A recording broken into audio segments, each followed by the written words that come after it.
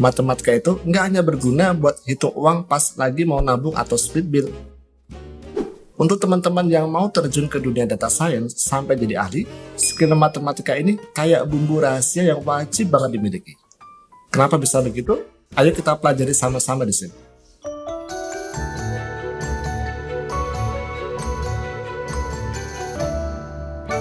Halo teman-teman, saya Mega Bagus Herlambang dan kali ini saya akan berbagi ilmu tentang matematika yang diperlukan buat data science.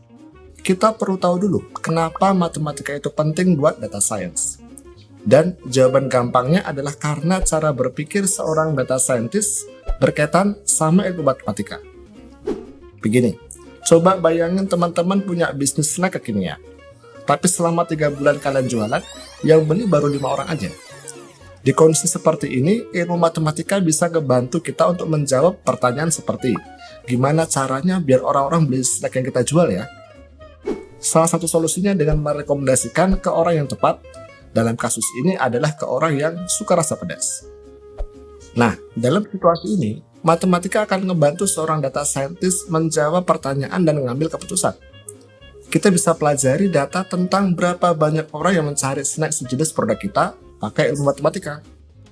Terus, kita juga bisa menguji kira-kira berapa pemasukan kita kalau ada ratusan atau bahkan ribuan orang yang mengeluarkan uang buat beli snack dari toko kita. Selain analisis secara manual, ilmu ini juga berlaku untuk machine learning. Jadi, sistem di website atau aplikasi belanja online kita bisa merekomendasikan snack pedas secara otomatis ke pengguna yang tepat, yaitu orang-orang yang suka belanja snack pedas. Oke, tenang aja. Kalian nggak perlu belajar semua tentang konsep dan ilmu matematika buat jadi data scientist. Bergantung dari bidang data science yang mau kalian dalami, ilmu matematika yang diperlukan bisa berbeda-beda. Tapi secara umum, ini dia 4 ilmu yang paling kepake sebagai data scientist. Pertama, aljabar dasar.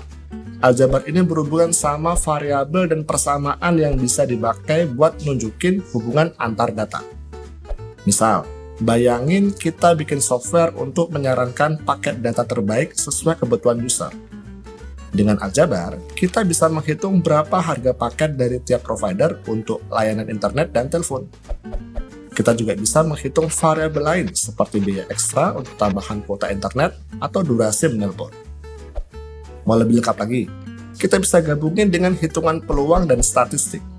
Dengan peluang, dalam membuat software yang tadi kita omongin, kita bisa memprediksi berapa kemungkinan user memilih paket data dari suatu provider dibanding yang lain. Entah dengan mempertimbangkan faktor lain seperti lokasi, kualitas sinyal, dan lain-lain atau tidak. Terus, dengan statistik, kita bisa lihat berapa rata-rata orang yang beli berdasarkan rekomendasi otomatis kita atau justru pilih paket lain. Kalau mau, ada juga cara buat cari tahu paket data mana yang paling sering dibeli. Gimana dengan kalkulus? Apa ada kegunaan praktisnya dalam data science? Jelas ada. Kalkulus akan berguna banget kalau kalian mau mendalami machine learning. Soalnya mesin akan cari pola yang paling efektif berdasarkan hasil perhitungannya pakai kalkulus.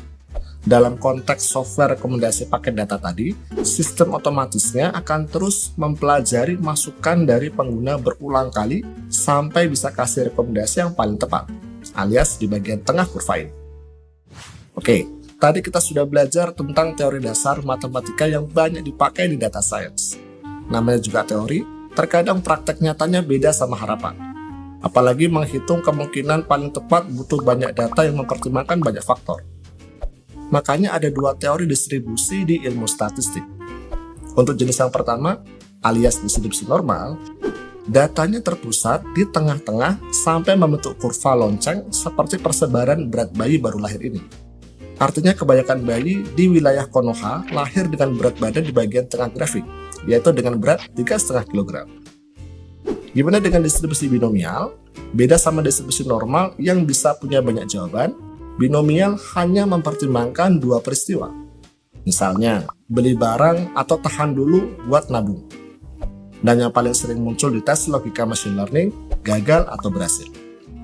Nah, teman-teman perlu tahu kalau keberhasilan machine learning berkaitan banget sama cara pengambilan dan penarikan kesimpulan data dengan 2 ilmu statistik ini. Biar lebih jelas, kita bakal pakai contoh software rekomendasi paket data berdasarkan kebutuhan dari sebelumnya.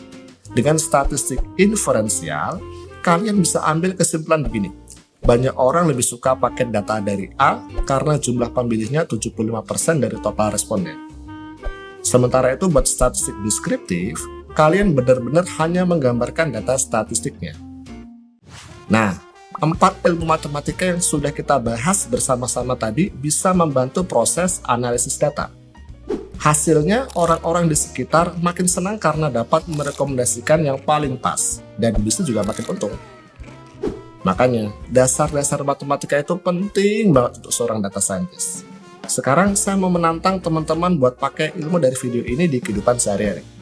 Coba buka aplikasi sehari-hari kalian yang menerapkan sistem machine learning, apapun itu, dan pelajari cara kerjanya. Kira-kira ilmu matematika apa yang digunakan?